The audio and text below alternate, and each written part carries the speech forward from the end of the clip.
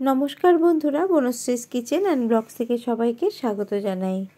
আজ আমি করে দেখাবো শীতের শাক, মেথি শাক। মেথি শাক অনেকভাবেই রান্না করা যায়, আলু দিয়ে, বেগুন দিয়ে, বড়ি দিয়ে। তো আমি আজকে এটা বেগুন দিয়ে রান্না করব। আর এইভাবে রান্না করলে কিন্তু শাক একদমই তেতো লাগে না। আসুন দেখে নেওয়া যাক আমার আজকের এই রেসিপি।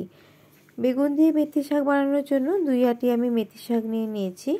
এবার শাকগুলোকে আমি একটা একটা করে এইভাবে বেছে নেব। এইভাবে বেছে নেওয়াটা একটু সময় সাপেক্ষ, কিন্তু আগে থেকে যদি রেডি করে রাখা যায় তাহলে কিন্তু রান্না করতে একদমই সময় লাগে না।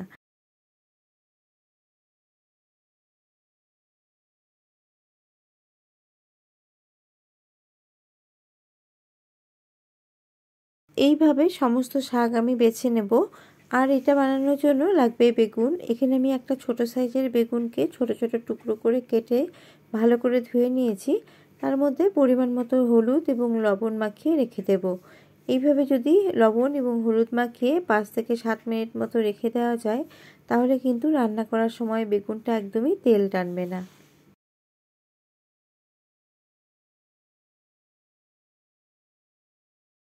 শাকগুলোকে বেছে নিয়ে ভালো করে ধুয়ে জল ঝরিয়ে রেখে দিয়েছি। এদিকে কড়ার মধ্যে দিয়ে দিলাম 1 টেবিল চামচ সর্ষের তেল। তেলটা ভালো করে গরম হয়ে গেলে প্রথমে আমি বেগুনগুলোকে ভেজে নেব। বেগুনগুলো ভেজে নেব।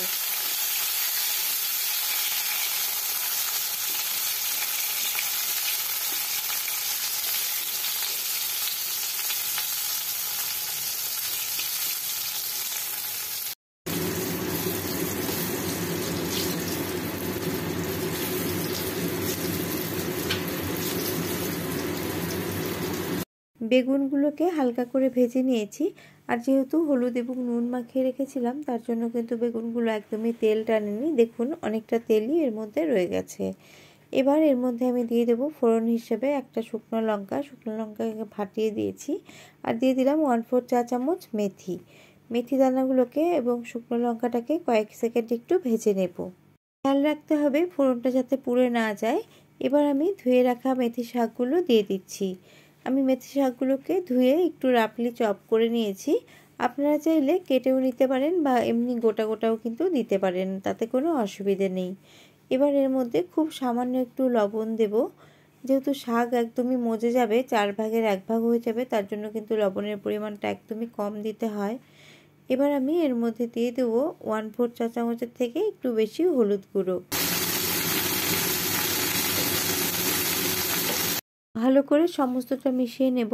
আর মেথি শাক কিন্তু খুবই নরম শাক, খুব তাড়াতাড়ি রান্না হয়ে যায়। দেখুন সঙ্গে সঙ্গে কিন্তু শাকটা মজে একদম আধারও কম হয়ে গেছে। এবার এর মধ্যে আমি দিয়ে দেবো 2টো চেরা কাঁচা লঙ্কা।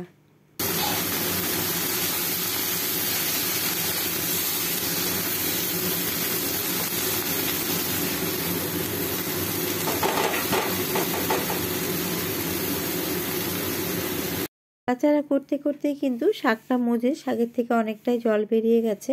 এবার আমি ঢাকা চাপা দিয়ে লো ফ্লেমে রেখে দেব 3 থেকে 4 মিনিটের জন্য।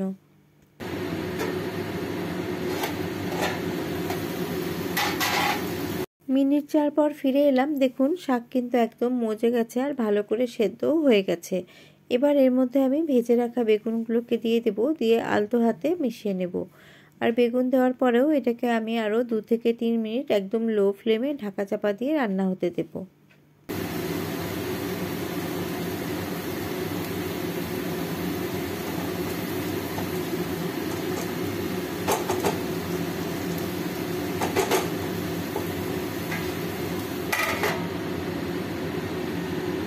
মিনিট 3 পর আমি ফিরে এলাম। দেখুন শাক কিন্তু আমার একদম রেডি হয়ে গেছে আর খুব সুন্দর একটা ফ্লেভারও বেরোচ্ছে।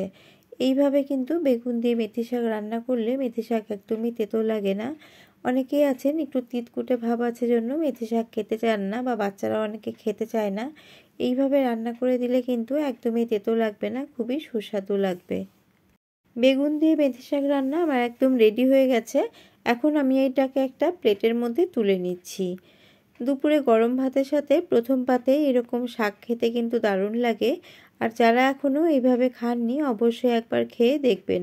আশা করি আপনাদের খুব ভালো লাগবে। আর আমার ভিডিওটি ভালো লেগে থাকলে লাইক করবেন। আর নতুন কোনো বন্ধু আমার চ্যানেলে এসে থাকলে, আমার ভিডিওটি ভালো লেগে থাকলে আমার চ্যানেলকে সাবস্ক্রাইব করার অনুরোধ রইল। আবারও আমি হাজির হয়ে যাব অন্য কোনো রেসিপি নিয়ে বা ব্লগস নিয়ে। আজ এই পর্যন্তই, নমস্কার।